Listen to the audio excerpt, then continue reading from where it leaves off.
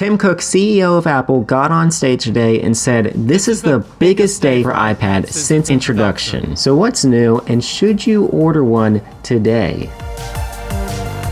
Okay, so let's start with what's new. So of course, there are two new iPads, the new iPad Air and the new super-powered iPad Pro. Now you get to pick two sizes, either 11 inches or 13 inches for both of these iPads. There's also a new Apple Pencil Pro, which is the first time they've ever had a Pro Apple Pencil, and a new Magic Keyboard.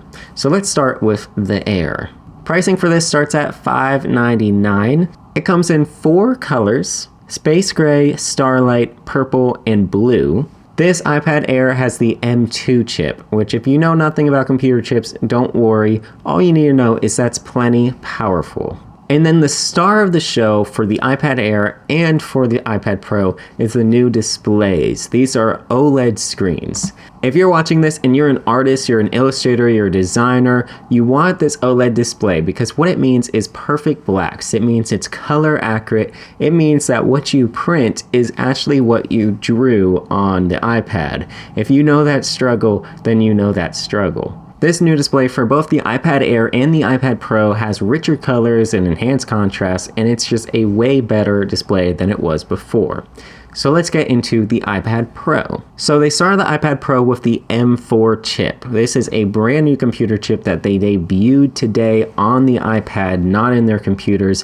If you don't know anything about this, I'll explain it simply. If you're an illustrator and you're looking to draw on your iPad, the M2 chip with the iPad Air is going to be just fine. But if you're a pro user and you're going to use your iPad for things like animating or video editing, bigger tasks that you think you would probably want a computer for, this chip is going to make those tasks run like butter. Now that that boring stuff's out of the way, let's talk about the more interesting thing for us designers, how it looks. This is the thinnest iPad ever. This is not only the thinnest iPad ever, it's the thinnest Apple product in history ever. It's kind of weird. If you've used one of the recent iPad Pros, you'll know what I mean, but it's kind of strange having something that big but that thin. It's basically as if I took my laptop here and only used the monitor but not the keyboard. So while we're talking about the screen, I also want to talk about the new Nano-Texture Glass option that came out that you can choose to add onto your iPad.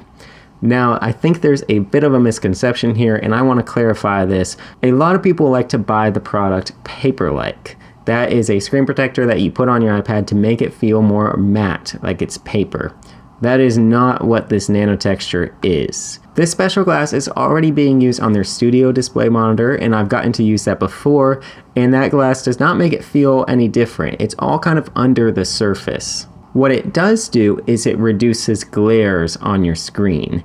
And that doesn't sound like a big deal, but when you have that big of a screen and it's all glass and it's just got this gloss over it, any sort of overhead light you're gonna see it right there on the screen.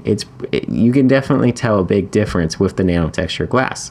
Now that being said, I went to order this iPad today with the Nano-Texture Glass, and I was kind of surprised to see that you can only buy it if you buy an iPad with 1 terabyte of storage, which means your minimum price that you're gonna pay would be $1,700 if you want this specific option.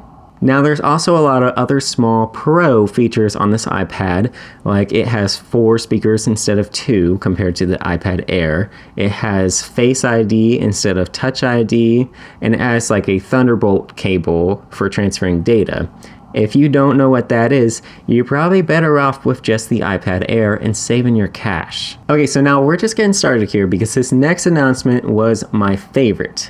This is what I was most looking forward to, the new Apple Pencil Pro. This was the first real update to the Apple Pencil in a long time. The Pencil, of course, comes with the hover feature where you can kind of interact with the iPad without actually having to touch down on the glass. Some of the new features with this Pro Pencil include this new barrel roll function, which I feel like is kind of a weird name, but The barrel roll allows you to just rotate your pencil, and you get more precise control and different levels of interactivity with the iPad. Similar to the barrel roll, you also have the new squeeze function, which you just squeeze the pencil, and then that allows you to control different things as well. I'm pretty excited to see how this one goes. And then there's haptic functions integrated inside the pencil.